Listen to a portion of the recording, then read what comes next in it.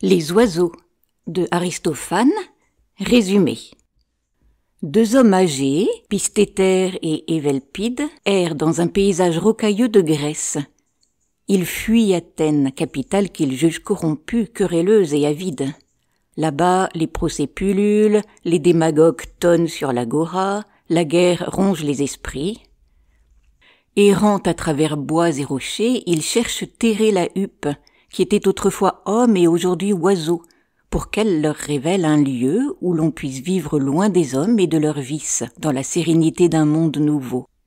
S'ils ont choisi Thérée, c'est parce qu'elle a connu les deux existences, celle des humains et celle des oiseaux.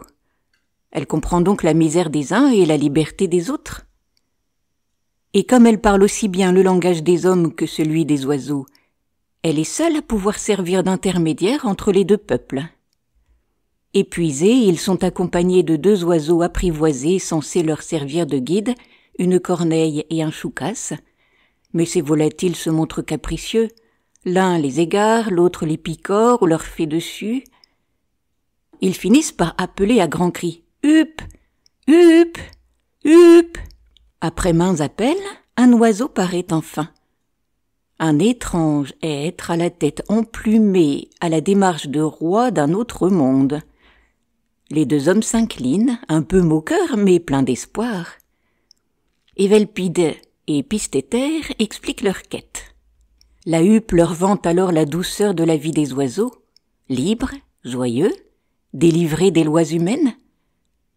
Mais Pistéter, esprit rusé et ambitieux, aperçoit derrière ce bonheur simple un royaume possible. Voici le grand projet de Pistéter. Pourquoi ne pas bâtir une cité dans le ciel entre la terre et la demeure des dieux? Les oiseaux devraient bâtir cette cité pour régner sur les deux mondes.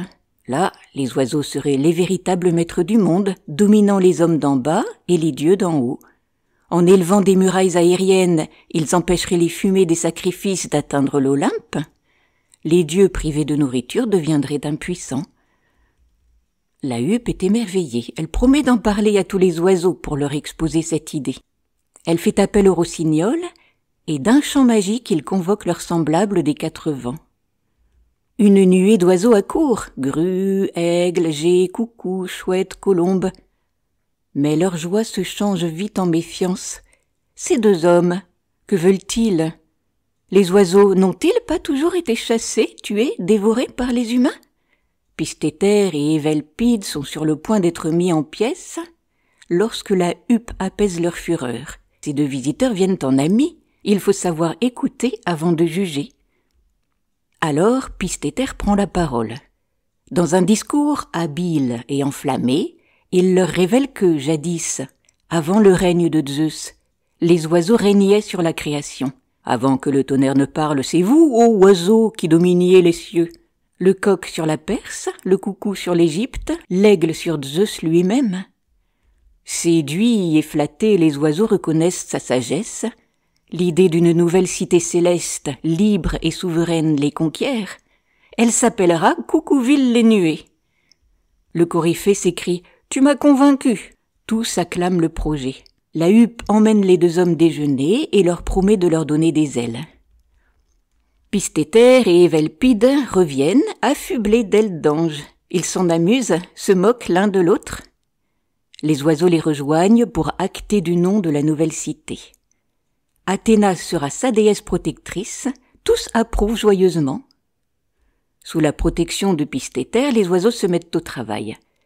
Évelpide, moins motivé, se plaint d'avoir à tout faire, porter des pierres, préparer le mortier, monter la garde. À peine les fondations posées, des importuns venus d'Athènes se pressent déjà pour profiter de cette nouvelle utopie. Un prêtre arrive pour célébrer un sacrifice au nouveau dieu. Pistéter se moque de son accoutrement d'épouvantail. Le prêtre invoque toute une ribambelle d'oiseaux-dieux, le milan, la caille, le pivert, l'autruche. Mais Pistéter, impatient, finit par le jeter dehors. « Jetez-le dans la volière !» crie-t-il, et les oiseaux obéissent en chœur.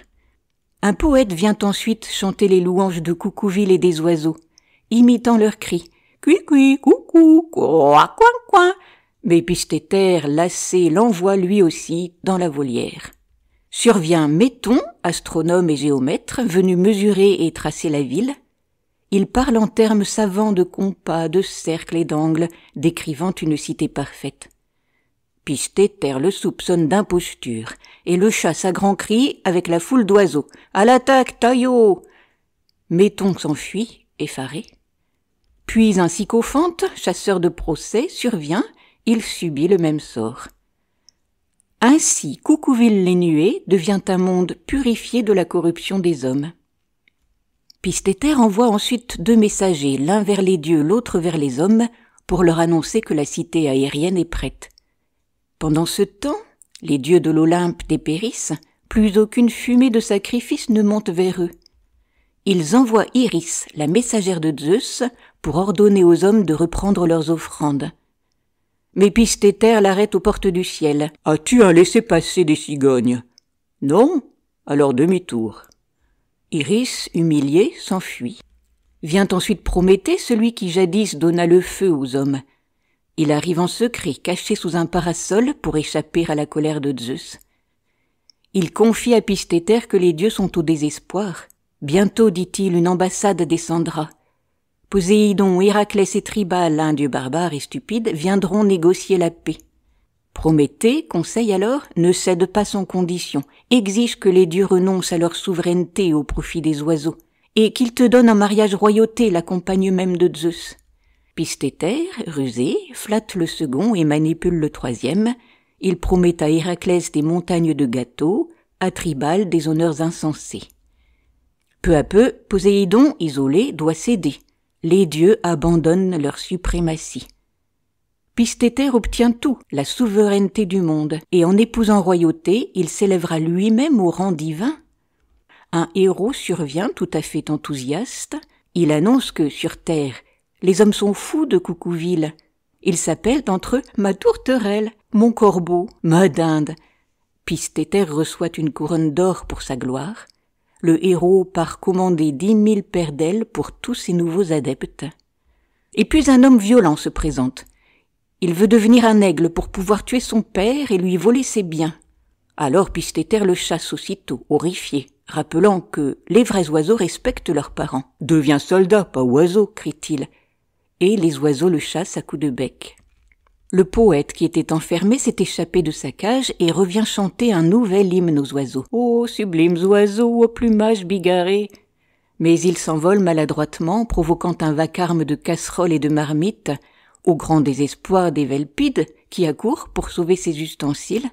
Le coryphée conclut avec humour « Ce n'est même pas la peine de le raccompagner, il s'en est chargé tout seul. » Ainsi, las de la société des hommes et des dieux, par la ruse, l'imagination et l'éloquence de Pistéter, le rêve devient réalité, les oiseaux bâtissent leur royaume dans le ciel, et l'ordre du monde s'en trouve renversé.